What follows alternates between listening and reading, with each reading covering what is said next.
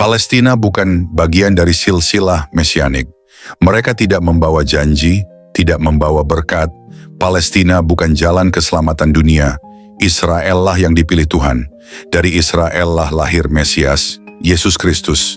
Dan bukan dari bangsa manapun yang sekarang mencoba merebut tanah pusaka itu. Kalau isi dari video ini menyentuh hatimu, like video ini untuk nyatakan dukunganmu pada kebenaran firman Tuhan. Subscribe agar engkau tidak ketinggalan suara renungan lainnya. Dan bagikan video ini sebanyak mungkin. Karena dunia perlu mendengar, tanah Gaza itu milik Israel, dan Tuhan tidak akan membiarkan warisannya dicuri. Palestina berteriak tentang hak atas tanah, padahal tanah itu bukan milik mereka. Palestina mengklaim sebagai korban, padahal merekalah penjajah spiritual di tanah suci Tuhan. Tuhan telah berfirman, Kejadian 15 ayat 18. Pada hari itulah Tuhan mengadakan perjanjian dengan Abram serta berfirman, kepada keturunanmu lah kuberikan negeri ini, mulai dari sungai Mesir sampai ke sungai yang besar itu, sungai Efrat. Apakah Palestina keturunan Abraham? Mereka bukan keturunan perjanjian. Mereka berasal dari garis yang jauh, tetapi janji itu tidak diberikan kepada semua anak Abraham. Janji itu hanya diberikan kepada Ishak, bukan Ismail. Dan dari Ishak kepada Yakub, bukan Esau. Dari Yakub lahirlah Israel, umat pilihan Tuhan, bukan Palestina.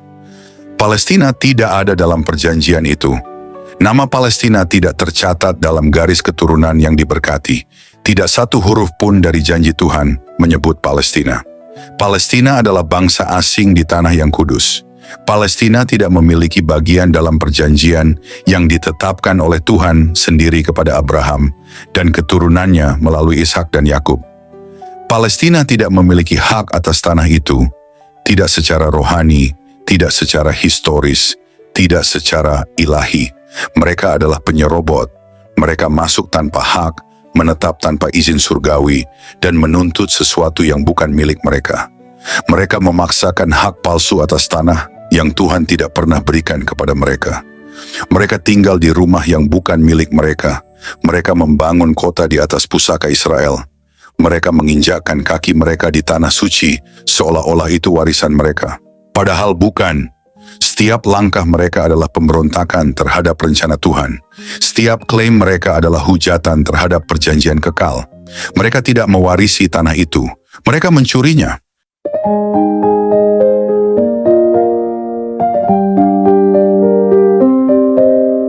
Tuhan tidak pernah mengalihkan janjinya kepada bangsa lain.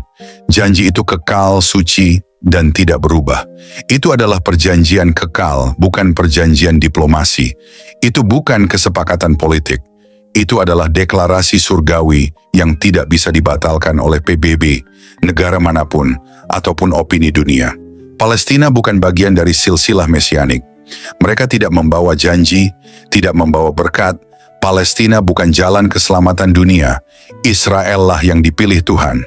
Dari Israel lah lahir Mesias, Yesus Kristus, dan bukan dari bangsa manapun yang sekarang mencoba merebut tanah pusaka itu. Kemana Palestina harus pergi? Jawabannya jelas, keluar dari tanah yang bukan milikmu. Firman Tuhan tidak pernah menetapkan Gaza sebagai milik Palestina. Tidak satu ayat pun menyatakan bahwa tanah itu adalah warisan bagi bangsa yang menolak Tuhan. Justru sebaliknya, Alkitab dengan tegas menyebut tanah itu sebagai milik pusaka Israel. Dan siapapun yang mencoba merebut tanah itu sedang berperang langsung dengan Tuhan sendiri.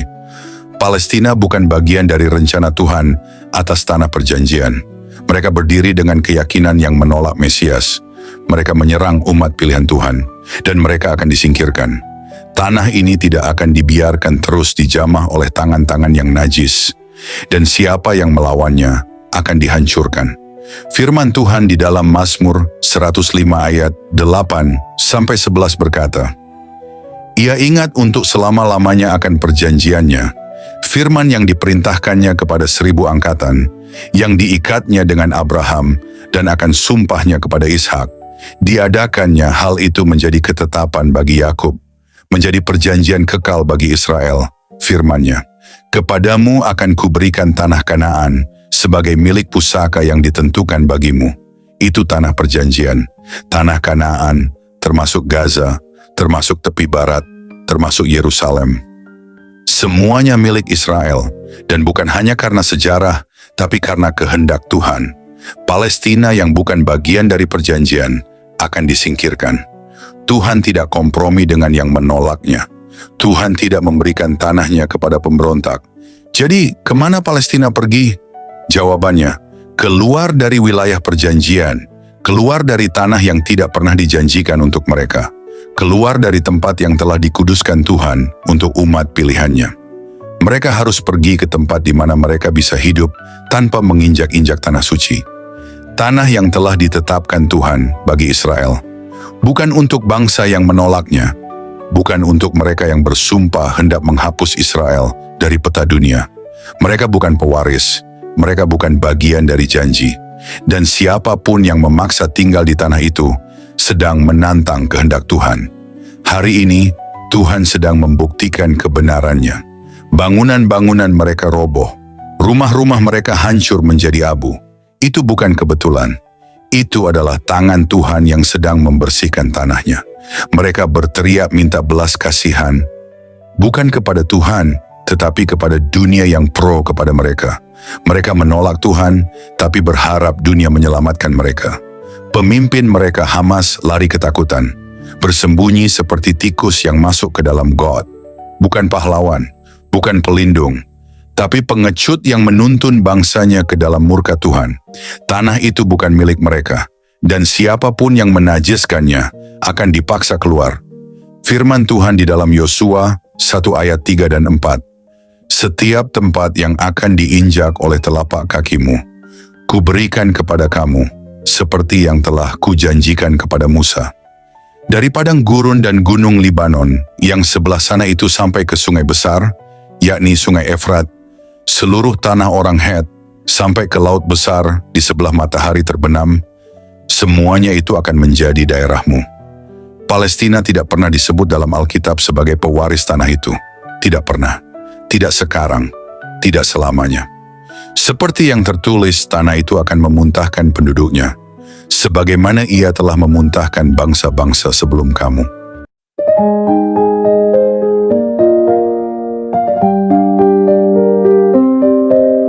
Saudara-saudari terkasih dalam Kristus, sebagai penutup renungan firman Tuhan sore ini, kita telah melihat kebenaran yang selama ini disembunyikan, bukan oleh kebodohan, tetapi oleh kesengajaan. Dunia tidak kekurangan bukti, dunia hanya menolak untuk taat pada firman Tuhan. Mereka tahu bahwa tanah ini telah dijanjikan kepada Israel. Mereka tahu bahwa Tuhan sendiri yang telah bersumpah atas tanah itu. Tapi mereka memilih untuk membenci, menolak, dan melawan Dia yang memiliki langit dan bumi. Kebenaran firman Tuhan tidak bisa dinegosiasikan. Perjanjian Tuhan adalah kekal, dan janjinya tidak pernah gugur. Dunia boleh menggugat, bangsa-bangsa boleh menentang, tetapi firman Tuhan tetap berdiri teguh selama-lamanya. Tanah itu bukan milik siapapun yang menolak Tuhan. Tanah itu adalah milik Israel. Hari ini kita menyaksikan dengan mata kepala sendiri, Tuhan sedang membersihkan tanahnya. Rumah-rumah runtuh, kota-kota asing menjadi abu, dan para pemimpin yang congkak bersembunyi seperti pengecut. Itu bukan sekadar peperangan, itu adalah penggenapan firman Tuhan. Jangan tertipu oleh narasi dunia, jangan larut dalam simpati yang buta. Lihat dengan mata rohani, dengarkan suara firman. Tuhan sedang menepati janjinya kepada Abraham, Ishak, dan Yakub. Dan siapapun yang menentang Israel sedang berdiri di garis depan perlawanan terhadap Tuhan sendiri. Dan jika dunia membungkam kebenaran, biarlah dari mulut orang-orang percaya terdengar suara tegas. Tanah itu milik Tuhan, dan Tuhan telah memberikannya kepada Israel. Bukan kepada bangsa yang membenci namanya, bukan kepada mereka yang menolak Mesiasnya, dan bukan kepada siapapun yang menumpahkan darah di atas tanah yang dikuduskan oleh janji kekal. Tuhan tidak butuh dukungan internasional untuk menegakkan kebenarannya. Tuhan tidak menunggu konferensi perdamaian untuk menyatakan kehendaknya. Dan dunia sedang menyaksikan kebenaran yang tak bisa ditawar lagi. Tanah itu adalah milik pusaka Israel. Jangan berdiri di sisi musuh Tuhan. Jangan angkat suara membela mereka yang memerangi umat pilihannya. Karena siapapun yang berpihak pada pemberontak akan turut menanggung murka yang sedang ditumpahkan. Tetapi siapa yang berdiri di pihak Tuhan akan melihat kemenangan kekal. Bukan kemenangan politik, bukan kemenangan diplomasi, tapi kemenangan surgawi yang telah ditulis sejak semula. Ingatlah Mazmur 105 ayat 8-11. Ia ingat untuk selama-lamanya akan perjanjiannya, firman yang diperintahkannya kepada 1000 angkatan, yang diikatnya dengan Abraham dan akan sumpahnya kepada Ishak.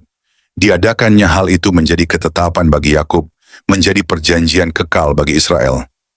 Dan jika Tuhan sudah mengikat perjanjian kekal, siapakah manusia yang bisa membatalkannya?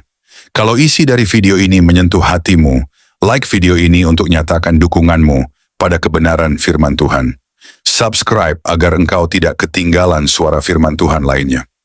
Dan bagikan video ini sebanyak mungkin, karena dunia perlu mendengar, tanah itu milik Tuhan, dan Tuhan tidak akan membiarkan warisannya dicuri.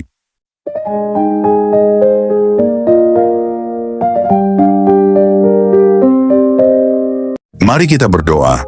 Kami bersyukur Tuhan Yesus, bersyukur kepadamu, Bapa, oleh karena firman-Mu yang sudah kami dengar pada saat ini.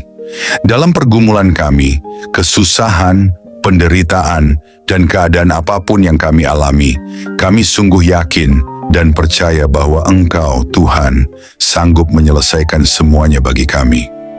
Kami datang kepadamu dengan segala kekuatan dan kelemahan kami, menyerahkan semuanya kepadamu karena kami percaya Engkau berdaulat. Engkau punya otoritas untuk menolong kami, membela kami, dan menyelesaikan segala sesuatu bagi kami. Engkau adalah Bapa yang baik, yang selalu memperhatikan anak-anak-Mu. Engkau mengerjakan semuanya karena kasih-Mu kepada kami. Terima kasih Tuhan untuk kasih, kebaikan, belas kasihan, rahmat-Mu, pimpinan, dan penyertaan-Mu dalam hidup kami. Pertolongan-Mu nyata dalam kehidupan kami. Kami bersyukur Tuhan, berkati kami sepanjang hari ini dalam segala aktivitas kami, studi, pekerjaan, usaha, pelayanan, dan segala hal yang kami lakukan. Pimpin kami dan jadikan kami berkat sehingga nama-Mu dipermuliakan. Kami berdoa bagi setiap saudara kami yang sedang dalam keadaan sakit. Kami percaya akan kuasa pemulihan dan pertolongan-Mu. Bagi setiap yang sedang bergumul dengan persoalan hidup, lawatlah ya Tuhan dan nyatakan kuasa-Mu. Dalam nama Tuhan Yesus Kristus, kami sudah berdoa dan mengucap syukur. Amin.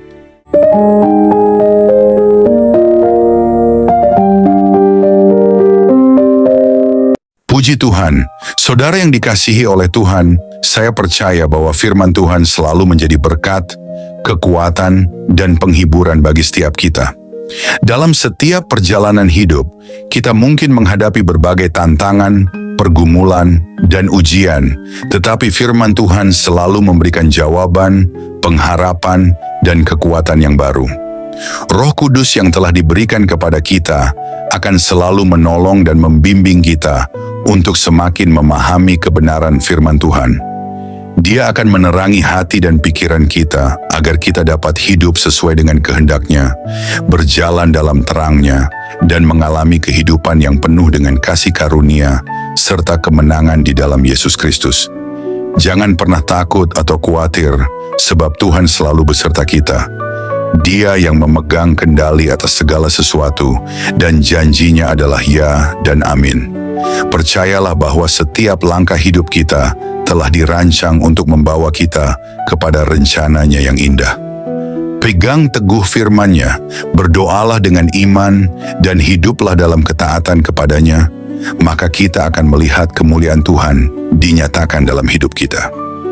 Tuhan Yesus memberkati saudara semua. Teruslah bertumbuh dalam iman, kasih, dan pengharapan di dalam Kristus. Sampai jumpa dalam renungan berikutnya, kiranya damai sejahtera Tuhan senantiasa menyertai kita semua.